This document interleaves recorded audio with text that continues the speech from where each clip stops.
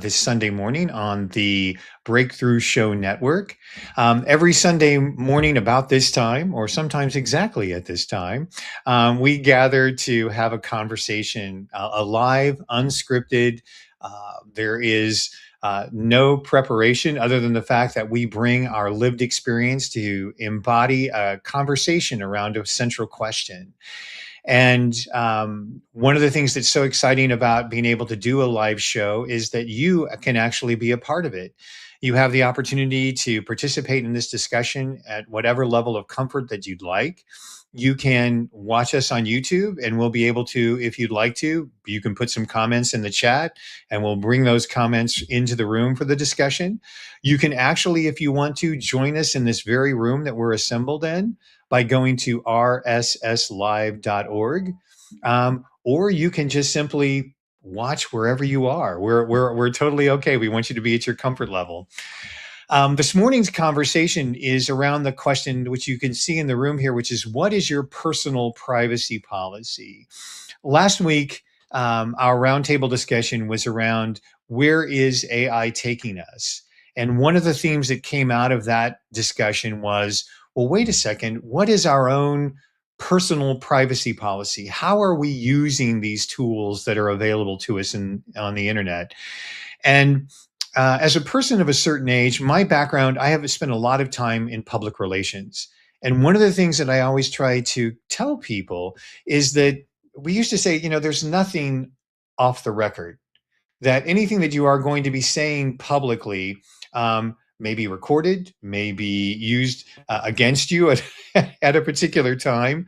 And, even in the years before social media and the years before, certainly before AI became prevalent, and definitely even in the years before the internet, there was a certain way in which you could have private conversations and public conversations. But as often was the case, there was my mother used to say, don't say anything in public that you wouldn't want your grandmother to know, right? Well, now grandmother knows a lot. Right? Grandmother's probably on the internet quite a bit, and so one of the things that we're talking about this morning, and that we're going to invite your perspectives in too, is what is your policy? What is the way in which you approach engaging in the world right now? And that's what we're here to talk about this morning. And joining me in the round table this morning, we have some special guests. Welcome to you all. Yes. Good morning, Jamie.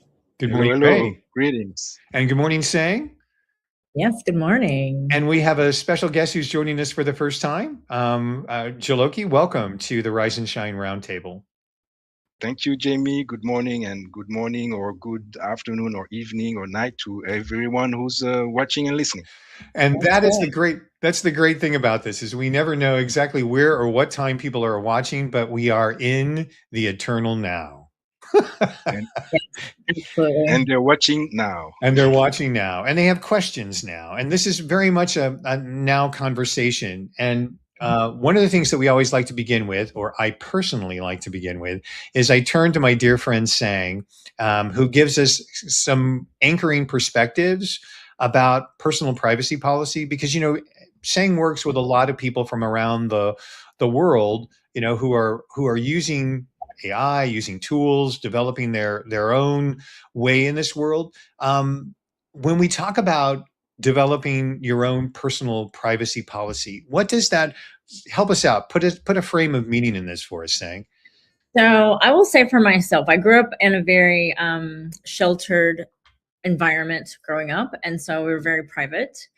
And it was very fascinating because as I grew up, I realized so many people just freely gave out information.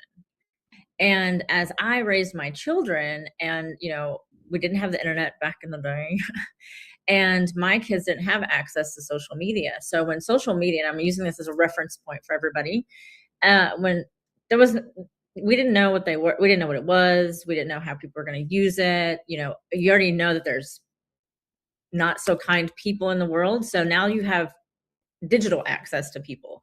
So when social media, Facebook, MySpace, all those things came out, I wanted to know what my kids would have access to, who would have access to my children, and and really educate people. Because if we remember when social media came out, there were no policies. Mm-hmm. People were getting fired left and right. I just heard about somebody a couple weeks ago who got fired from their job because they posted a video on the job on TikTok, right? So Wow. those things are still happening in places, right? And so as we move into AI, it's become a tad bit more concerning, I feel like, for a lot of people, because we do come from the age where, again, I see people's resumes and they still put their home address on there. Mm-hmm.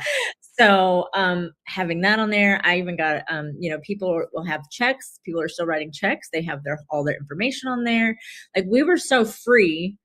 Remember, we had to do a thing where you had to do your driver's license, all this stuff on a check. And so we were so freely willing to give information. And I feel like we've done kind of the same thing in this space, where in the digital space, because I've had people put their tax returns in AI. I've had them put their whole resumes. I know Ray and I have talked before about Canada's policies are much more strict than the US, for sure. And even putting just your job history is as a violation of privacy in Canada. So really thinking about what that looks like for everyone in their own personal policies. What do you not want to get out into the world? Well, and it's a lot different than the way in which I used to advise people in terms of their local. When there was just, well, you're talking to a reporter, so therefore that was about the only moment that something was public, right? Because, unless you knew some friend walking around with a cassette player who was recording your conversations, the likelihood of your information and your private conversations being picked up, used, monetized, aggregated, whatever you want to call it, was much less at that particular point in time. And as we've discussed many times, right, Ray, the world has changed not because, because of many factors, but there's also so many hands, eyes, ears, and spaces where we're still operating from a really limited perspective on our privacy policy, right? Would you agree with that, Ray? Yeah, Sang did a wonderful job sort of setting the context for the conversation and opening it up to what is really happening with privacy. It's changed over time. We didn't need to be as protected, and now what the amazing thing is that a whole bunch of parameters have changed. Is the time factor. I'm always amazed when somebody brings up something. Oh, you did a post 7 years ago. And I'm going, I don't even remember what happened last week. Well, what do you mean 7 years ago? And what did I say? So it's interesting to see how the process has evolved. And like you say, is how do you safeguard? And we'll probably loop back to it, but no matter how careful you are, there are leaks in the system. And I'm a little bit naive when it comes to criminal activity, and I'm always amazed at how creative the criminals are. But I think what I would add to it is I've had to continually ask myself, how exposed am I, and what do I really want people to know? And I think probably this will loop back to you guys, is what do you want them to know about you, not just data, but your thinking and your beliefs. Right. Well, and So again, toss that Ray, back to you. you're spot on with what you're doing, because, oftentimes we just click on all these online agreements, right? Because they're just too overwhelming for us. Did you actually read that privacy policy that from the last platform that you checked in on? And we sometimes check out. And then what happens is that we're dealing in fear when someone says, well, so-and-so got tracked down, or so-and-so got swatted, or so-and-so. So again, as it is with so many things, it begins with taking that pause and asking the question consciously, what do you want to share? And Jaloki, I invite your comments in on any time. And everything is very free form. So do you have thoughts or initial observations about this particular topic? Sure. I'm certainly not an expert in privacy policies, and especially as it in regards to digital data, etc. And so my perspective here may come a little from a tangent. I've my life is I swim in indigenous spiritual metaphysics and multicultural type of thinking and doing and being. And so first,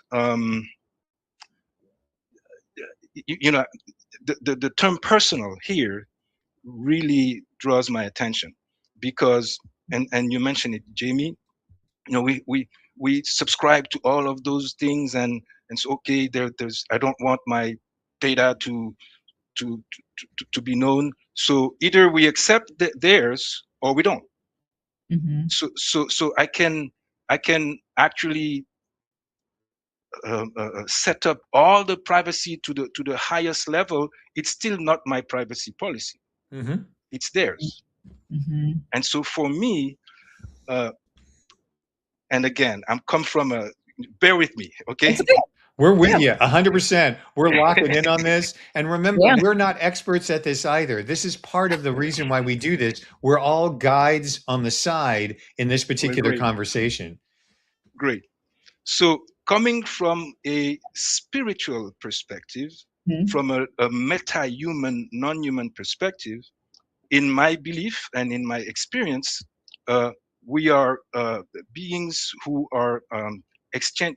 First, by nature, we're energies, and we relate through energies. And in the cosmos and in the multiverses, all energies are not compatible, or are compatible to a certain degree. And so I need to protect myself and I need to protect others, because sometimes that energy is not, you know, can be harmful to me, or my energy can be harmful to them, and it's my responsibility to protect them. And so the privacy policy goes with a kind of a shield and protection policy, and it's gradual. It's not one for all. It's not. You understand? I have a circle of energies that are closer, that I can share who I am. I mean, maybe completely the beautiful, the good, the bad, and the ugly, and it's fine for me and it's fine for them. And then there's another circle where it's okay, I have protection, etc., etc. And then there are those who I want to be completely, I don't want to be in their world. I don't want them to know that I exist. Right. So, Well, so this is my reflection. what you're saying so beautifully and so eloquently, again, is recognizing three different dynamics, which is one, that when we talk about the personal, right, we are really talking about being aware of what's happening in our environment, right? And even a lot of people just aren't aware, which is sort of what Sang was picking up on, where it kind of becomes automatic, and then, you know, it all becomes fear-based, and it's somebody else told you what the rules were, and so you're still trying to figure out what, you know, is all about. But what you're inviting us to take a look at is that it's personal, it's adaptive.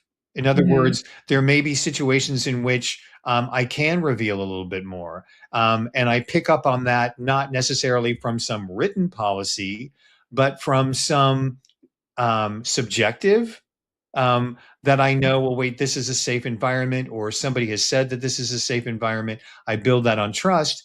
And then there are those situations where you're very clear that I am in an energetic space where I need to make sure I don't want to live in fear, but I also don't need to share very often. Now, saying you're in a room with three, well, you're in a space right now, in an energetic space with three men, and women, you know, the dynamic that women have to deal with in spaces where there are men, most men are blind to how their way of personal conduct can sometimes be very dissonant, threatening, and outright hostile to women. I mean, am I saying something you haven't really observed in your own life?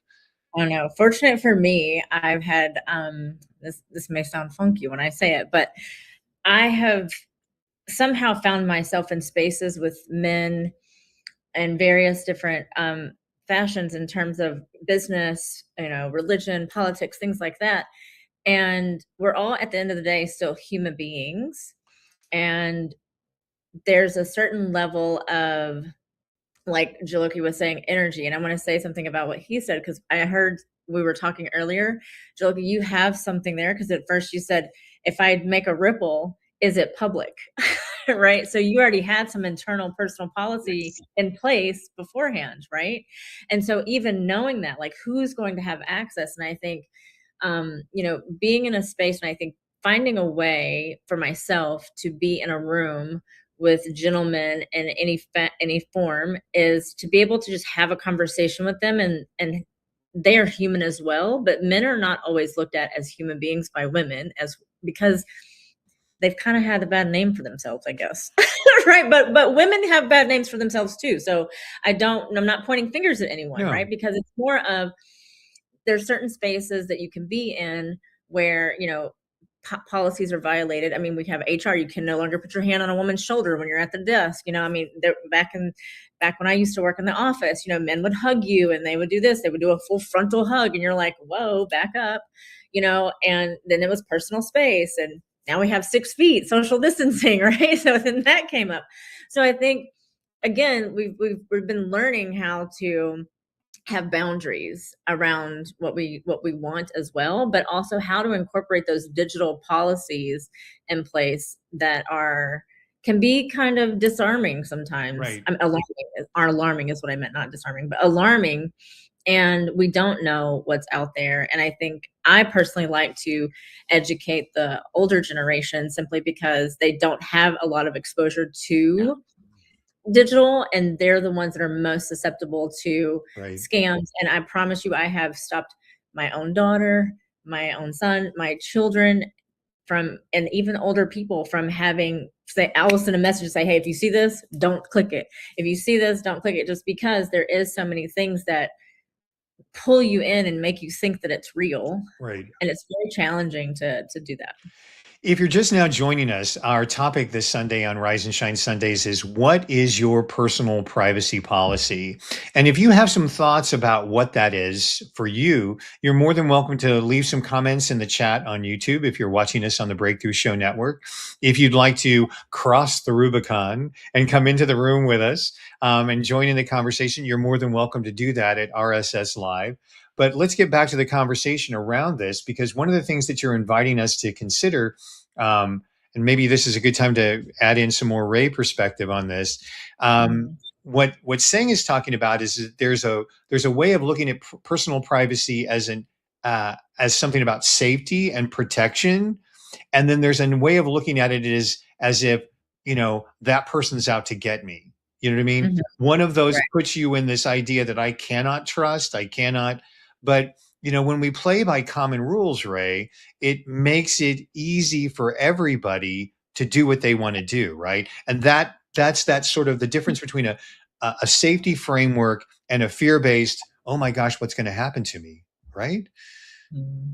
Yeah, I really appreciate what Sang has just shared, because the connection with privacy and behaviors, what are known or unknown because you just grew up a certain way, you say, well, that's all right because that's what I've seen, but it's not necessarily what's appropriate now. And what I like about what we've experienced in this space, as well as other spaces we've been in, is JB's been kind enough to post, if you look to the far right of the screen, audience participation policy and discussion guidelines. So that is an invitation to be in a certain space, but outlining behavioral issues, is that voices are to be respected, and listened to, not argued with aggressively necessarily. But I think the behavior aspect is something that I think is a good thing, is to talk about what's acceptable, what's not. And Sang always does a wonderful job bringing in, well, do you really know what that means? What is the meaning when you say a certain word? You can't assume. And Jaloki and I have had this discussion over the last couple of years, is, what did you mean when you said that? What was the intent? Because words mean many, many different things. And until we co-sense or co-share, oh, I meant this. Oh, I didn't think you did. So that's news to me. So I think the behavioral issue is very important, tied in with privacy. because and Yoloki brought it in as well, which I love, is the fact that, okay, if you want to use an app, you don't get to decide. You simply have two choices. If you don't click on those terms, you can't use the app. Mm-hmm. So we're already in a disadvantage because they're telling us what they want us to do without asking your permission directly. And I think Sang also said, and Yoloki, who reads that, because it's written by lawyers, and even lawyers don't understand what some of that means.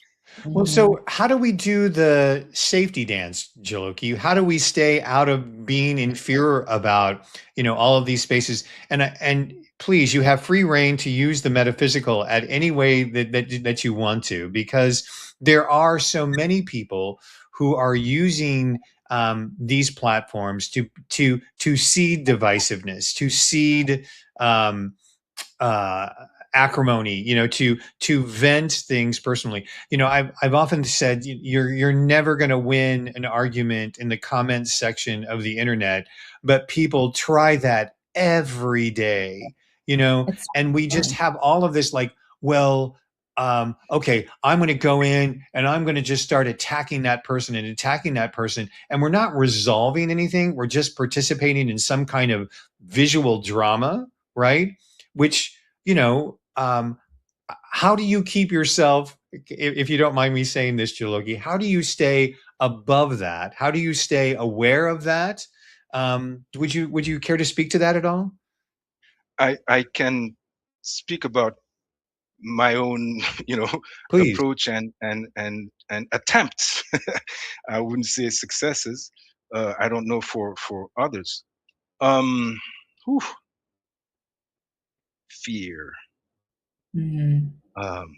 Fear is an energy that is on steroid right now in the world, not just by random. It's being used and financed and sponsored by billions of dollars, because it makes money, and it makes power. And so for me, my bias is awareness, and you mentioned both in the same sentence, Jamie. Is awareness to the degree that I can. uh, Awareness for me first is to be aware that I am not that I'm not aware of everything that you know I want it to be. That's the first approach. And then go slowly, aware of my own fear. Okay, I'm going to do this or not, I'm not going to do this. What is my motive here? Okay, if it's fear, where does it come from? Is there something I need to heal? Is there something, is there a behavior I need to change? Is there something I need to repair with someone? Because, yeah, all kind of things. So awareness, work on myself. I think, okay, you gave me permission, so I I'm going. did. I'm going there. I'm going Go there. with it. Well, we are here to let it if, emerge as it if emerges. So go. if someone shut my microphone, I won't. It's okay. We live right now, the times we're living, I think we have a great challenge with it, which is a great invitation for a great opportunity. By default, we are conditioned and apparently invited to work at a low level, to work from fear, to work from disconnection. Sang your sleep earlier between disalarming and what was it?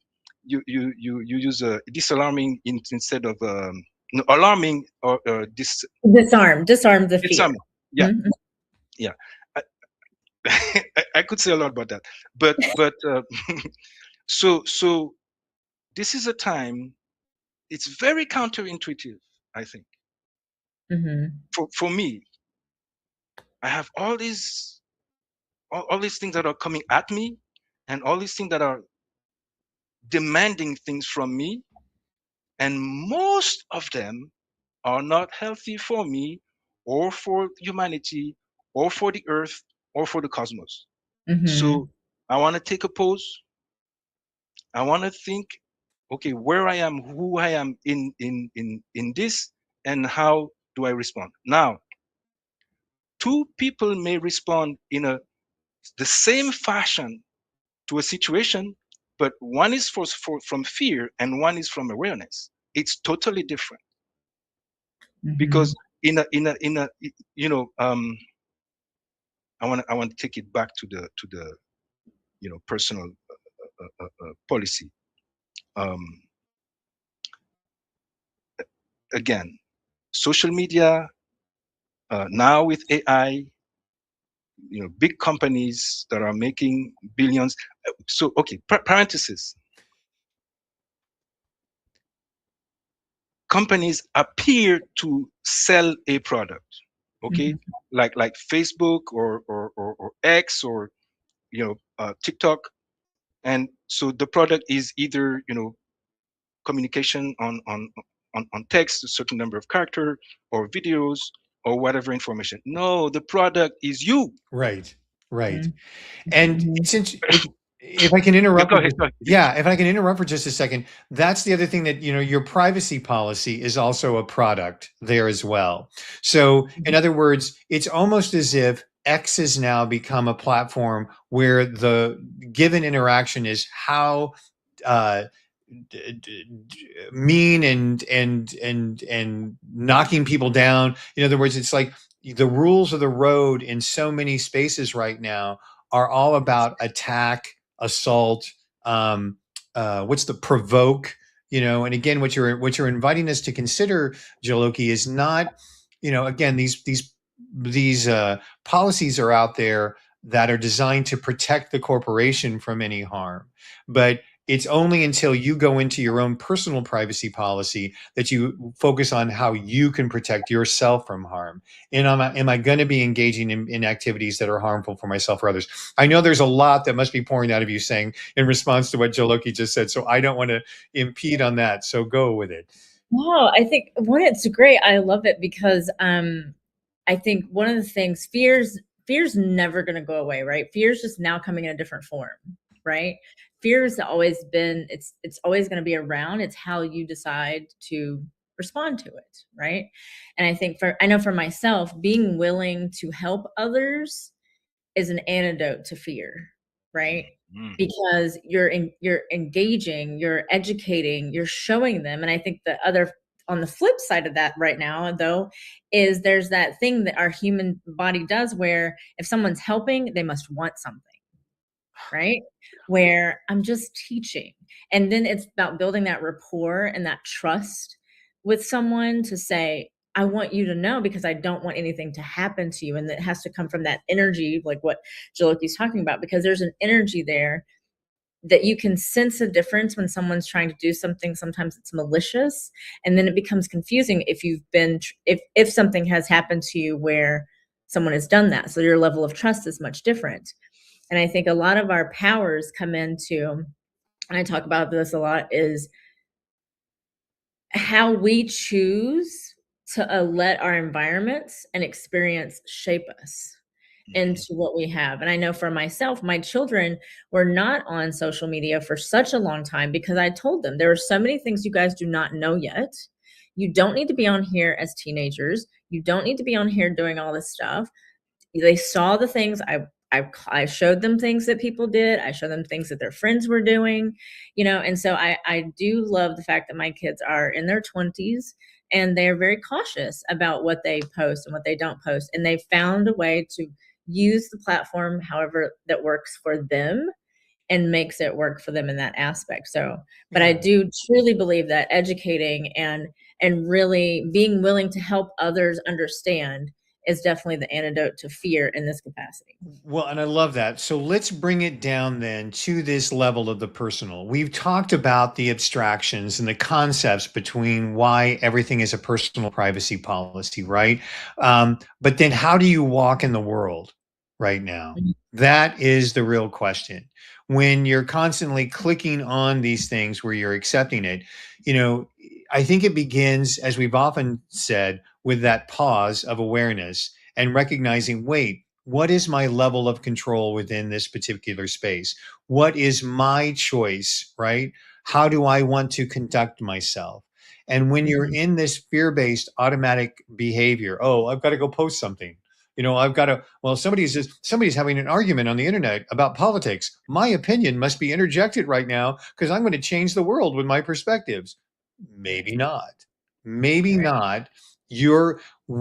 What is your role? What are those questions? And those of you who may be watching this on YouTube, as we're talking today about what is your personal privacy policy, if you've got some tips and strategies as to how you conduct yourself differently these days, is one of them just simply avoiding getting into, how much of a comment do you want to leave in social media? I mean, I show up on social media because I want to be able to wish some people a happy birthday, and maybe toss in a thought or two about some observation. But I've also learned there is nothing to be gained by having a conversation in the comment section of the internet. That's just been one of my philosophies that I carry forward. Does anybody have any practical strategies that they've applied? Ray, do you have one or two for yourself? Well, I've been sort of observing from a distance as I don't really use social media. I belong to a few of them, but I've sort of pulled back.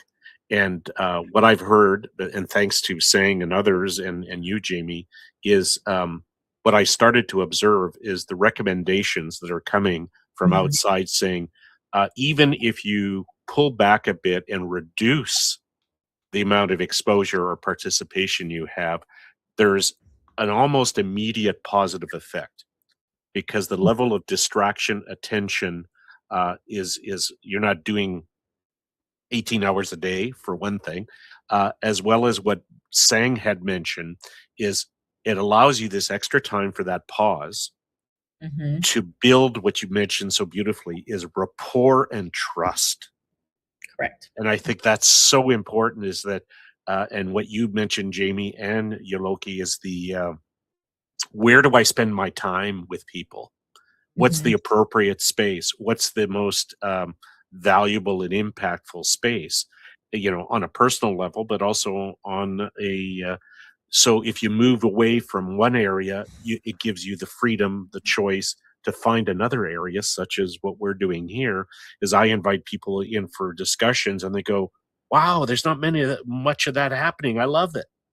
So I think that's the gift that you mentioned is that by helping others and Yoloki as well is finding that compatible energy or the sharing of energy. And Jamie and I have sort of coined a term that the value exchange. We're having a value exchange in this moment because Sang is sharing her lived experience, and so is Yoloki and Jamie.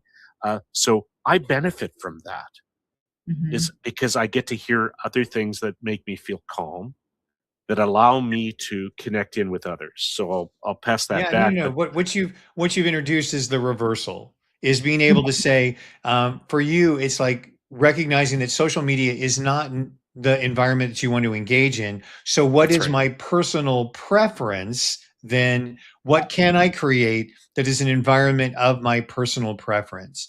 And, again, Joloki, that may be something that people are just so unaware of how much they're giving their power away. I mean, do you find that to be true? They're yes, and I include myself in that, although it's my intention to be more and more aware of it. I wanna introduce here something. I think it's part of the conversation. Okay, personal, but at the same time, it's not necessarily that easy for everyone for several reasons. First, there's a whole domain that Sang brought, which is children, and that's a whole thing because children are their mind that are still not completely formed, and there's danger there. There's danger, and actually businesses use those vulnerabilities and loopholes, and so there's a lot to be done there. Yeah. Yes. And then even for adults, okay, I want to recognize, we're talking here. I feel that all the four of us, we kind of have done some work. We're aware, we're healthy, so we feel kind of yeah, free. We make decision for ourselves. Again, social media and the digital world is tapping into the addiction function of our brain, and an addiction is often something that cannot be addressed individually. It's too powerful, okay? And so if I'm becoming addicted to those things, and clicking, I can't spend 30 minutes without being online. I may not be able to solve that problem by myself. I need help. So No, and yeah, saying add in, go. I can see. Well, I can always help you with that because I have a class about social media. But one thing I want to talk about too, going back to privacy policies, and Jamie, you mentioned reversing, is not only this fear, tap into our personal policies of what what information we want to give people. How many times do you go to a new place, and they're like, download our app and you get $5 off? Right? So now they're getting you in because from the other side of save money, get points, do this, right? Because when I look and I'm like, I'm not downloading another app. I'm good.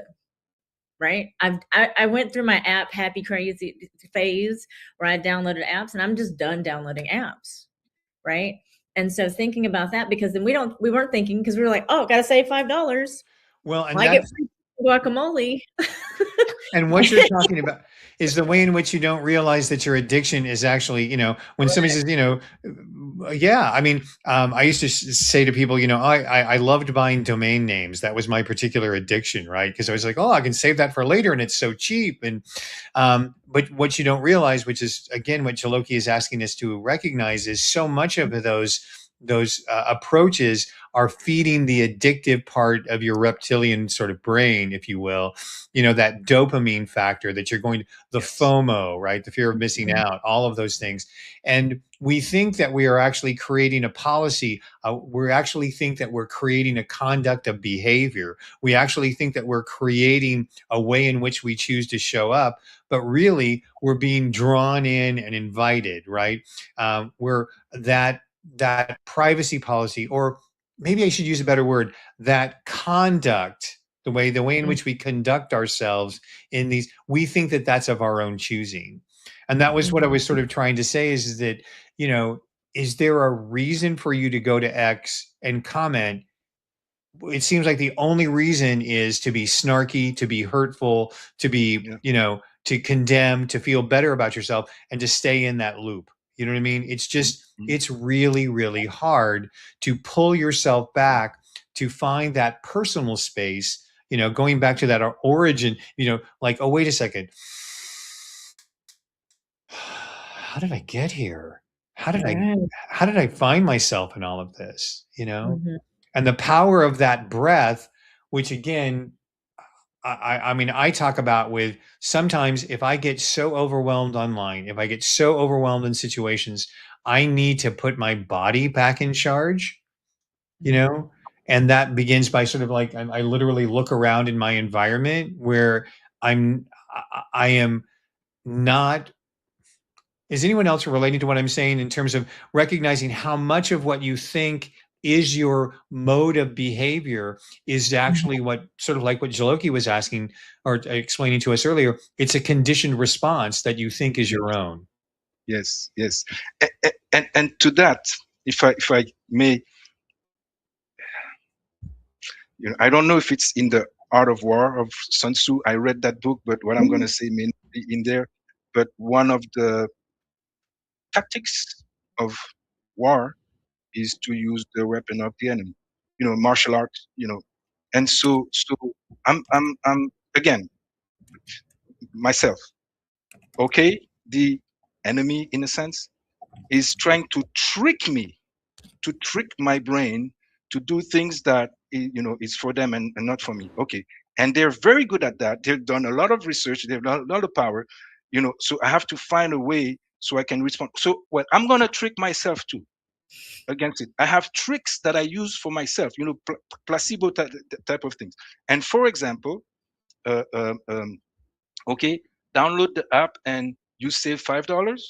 The trick for me, and I know in economic terms it's not exactly accurate, but it works for me. If the app is $95, and if I download it, I save I save $5. I'm not saving $5. I'm wasting $90. Yes. Okay, so every time I see that, I say, okay, reverse it. You're not saving, you're actually wasting, and it's going to them. If you dig into that reasoning, it's not exactly accurate, but it works for me. Myself. There's more. I don't want to cut you off. Keep No, going. no, go ahead. No, well, go ahead. Because a very powerful question you can ask yourself is, what is this? What does this cost me? Yeah. What does this engaging on X and getting into I think I'm going to prove a point, but what does it really cost me? Right? I'm going to download that app. I'm going to save $5, but what does it really cost me? Oh man, I'm going to be bothered by those messages. Do I even need to buy? Do I need to buy? You know what I mean? And so that wonderful question that you just are inviting people to ask, which is, what will this eventually cost me? Right? Bringing it to human terms. Ray, you're nodding. Yeah, it's there again, establishing a broader context is that it's not the $5. It's the $5 is one piece of it. It's the long-term consequence, as well as what are they doing to me, as opposed to what I want to achieve in my life. And that's the fun part of it is when Sang was sharing and Yuloki, I was thinking, you know what? It's all about luring and manipulation. Right. So to actually develop an awareness and maybe the observational skill. What are they trying to do here? Why is it $5 off? And what do they want me to do? They want me to click. They want me to buy. And my wife is really good at when they offer these channels on television for sign up for 3 months. She used to work at a bank, and she says, you know what happens after 3 months? You forget that they're going to start charging you, and you're not going to look for the charge. See, she always advised people, do you really want to do that? Right. It's really not 3 months free. It's that part is free, and then we'll get you. Right. So they've got you. They've trapped you. You're talking about that consciousness checkout, which is that you're not really aware of what you're agreeing to. Exactly. And even though you may not read that privacy policy that somebody else is putting out there, you can still ask yourself the question of, why am I participating here in the first place? I'll go on to this particular platform, but wait, why did I want to come here in the very beginning, right? What do I choose? All of those awareness-based questions get conditioned out of you because, you're going to get $5, or you're going to get, you're going to meet friends, and, what is it with all the dating apps, right? You're going to stay, hooking into that because Mr. Wonderful or Ms. Wonderful or, they wonderful is just around the corner, right? And it's okay to stay in those spaces as long as you understand your terms for being there. What is my term for being there? And yeah, Sang, please. Well, I'm gonna share something. A lot of everybody who ever hears me talk about my dad, I don't really have a lot of great things to say, but I will say that there's one moment when we were we were at the funeral home doing my mom's paperwork, and I was reading everything. Right, my mom always taught me to read every single thing, like read it. Now, trust me, I don't read all the terms and conditions, so don't get me wrong, I don't. But I was reading every single thing because this was affecting my entire family, right? This was like what was happening. And so I'm reading and I'm like, wait a minute, this and this, this. And I was asking the funeral director questions. And I remember my dad saying to me, that was really good that you looked at every single line. I really appreciate that. And it made me, and people know that I'm a documentation over conversation girl all the time. So I also know to document things that are important because of that. so that's my own personal policy. And I love how Jaloki was talking about the art of war, because the art of war focuses on your greatest victory is not fighting, it's without fighting, right? It's planning, it's the strategy, it's really like using your mind. What's the adaptability? How do I make this environment work for me? And it's the and not in the manipulative way, but it's the psychological advantage that you have. And we're not conditioned that way. We're not conditioned to do it that way. We're conditioned to automatically fight, argue, blame, be angry, without going deeper into what everything else is. And so, and even here, when we talk about this, we could be creating fear within people.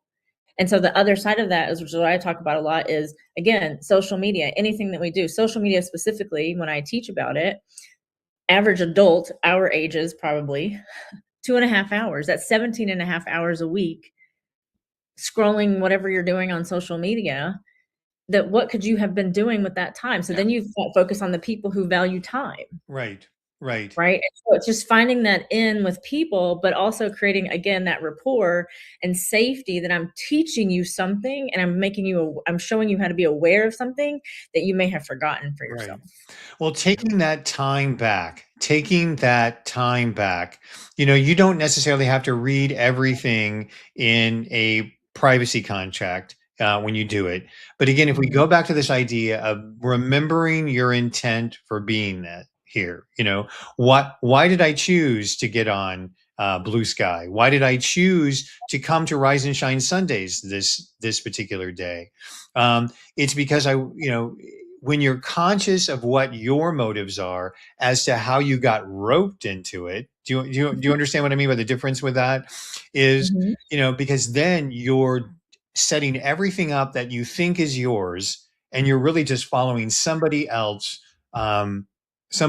thoughts about things, right?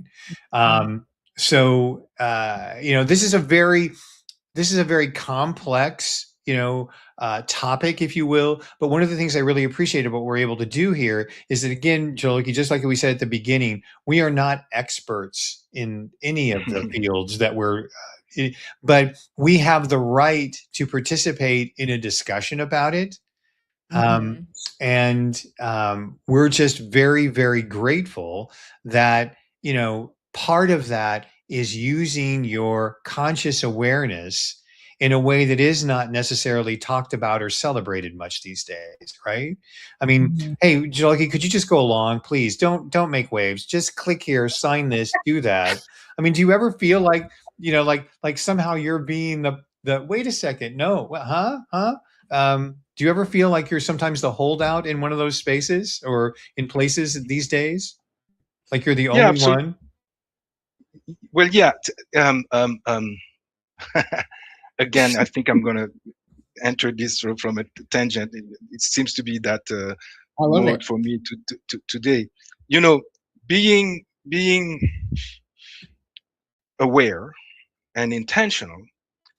A lot of what we've talked about so far is putting off and not engaging.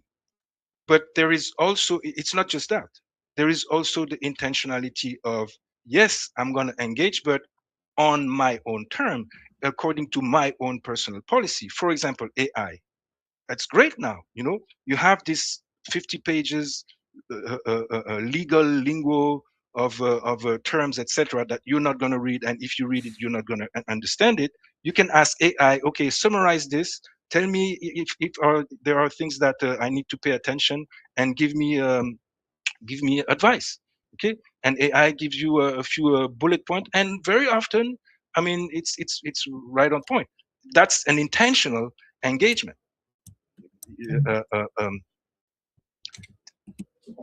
I love that I'll phrase. let you Keep continue. going. Intentional engagement. It's a wonderful difference between what people want to do. How does that keep us informed with intentional engagement? What do you mean? Well, in other Can you words, elaborate? continue. What else would you want to say about Oh, okay. Yeah. Because I mean, fear. I think it's a lot. It's at the center of this. We're in a okay, some inspiration. I actually believe that social media, when we start really engaging it from a perspective of authenticity, because right now there's a lot fake. People have two lives. You have your digital life and you have your IRL life, and it's, you're not the same person. Okay. And so there's a lot of like, which is one of the reason there's more danger in having people being, things being exposed about me, because then the world will realize that I'm not who I say I am. As we become, for some who choose that, because maybe not everyone will choose that, more authentic, more vulnerable, and actually sometimes intentionally accept that, okay, I'm going to be exposed, a little exposed here, and there are things in me that don't feel very comfortable uh, being known by other people, but this is me. This is me. You take it, or you leave it. This is me, and tomorrow I may be a little different. I may be a little better, I may be worse. I believe that people who engage in that, and so because social media actually enters in our private lives, we may get to know each other better, which is not really happening right now, to the point, and people are going to react to that, where I think in the future, several generation, we may actually remember and redevelop that we're telepathic beings. We don't need social media. We don't need computers to communicate. We can communicate from mind to mind, from heart to heart, from soul to soul. But this is being atrophied right now. But I think that there's an opportunity in the interconnectedness that technology is offering to us. There's an opportunity for us to redevelop that. Yeah. So people will Well, no, make what they want. and as Sang knows, because she checked in on it as well, there's a comment about what you're talking about, Jaloki, in the chat in YouTube, and we don't know sometimes which is ourself anymore, right? So we create distrust before we have even the opportunity to earn it, Yeah, right? yeah, yeah. We have sort of lost that sense of self sometimes because we don't get that opportunity to really say, well, who.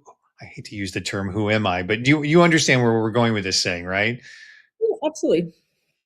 Yeah, it comes down to, again, who are you, right? Like I feel like I'm in Alice in Wonderland with the little dude that's puffing his little thing, whatever he's puffing. Okay, it says, "Who are you?" or something like that, right? Because knowing yourself first, right, allows you to understand and see who other people are through observation and the pausing, right? And I think one of the biggest things to take away is, I know for myself, and my less than 108 years old, is I have learned that I don't need to be the person who's dominating or chasing or proving myself or forcing things. I'm just being. And when I'm just being, I automatically become a threat to others, and I don't know that, Right. right? But that's their experience of me just being a chill chick. And so there is the mic drop for this particular gathering, which is what is your personal privacy policy? Yeah. It is what you choose to be. Mhm. What allows you to be you in these situations as authentically. I'll use your term, Jaloki, as well. Dare to show up authentically in the world right now, right? And create a personal privacy policy that allows you to do that to the fullest ability of your abilities. And to borrow in from what Ray was saying earlier, we can then create relationships. We can participate in this reciprocal value experience.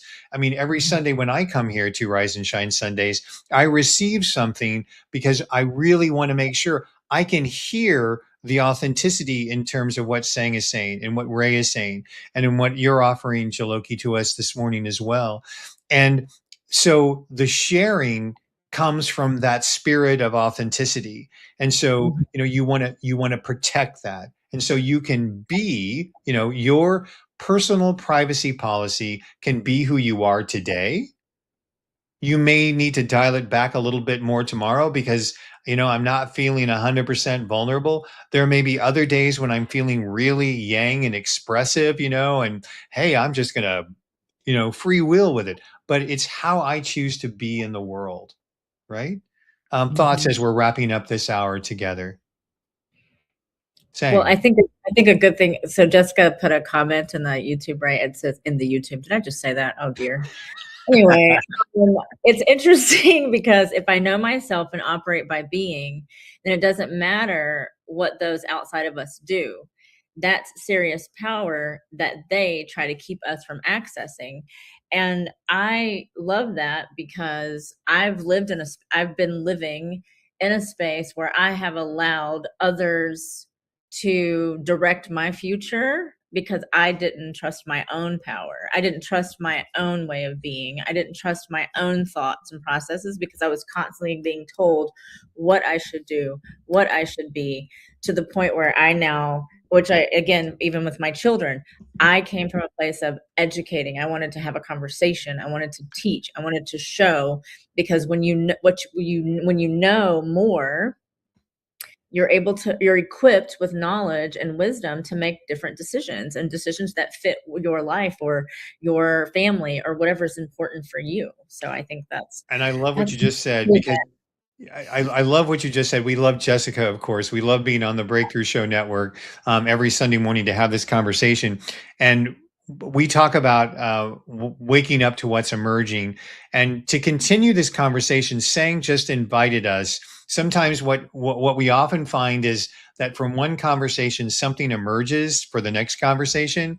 And I guarantee you that if you join us next Sunday at 10 a.m. Central Time, we're going to be discussing learning how to trust your own power.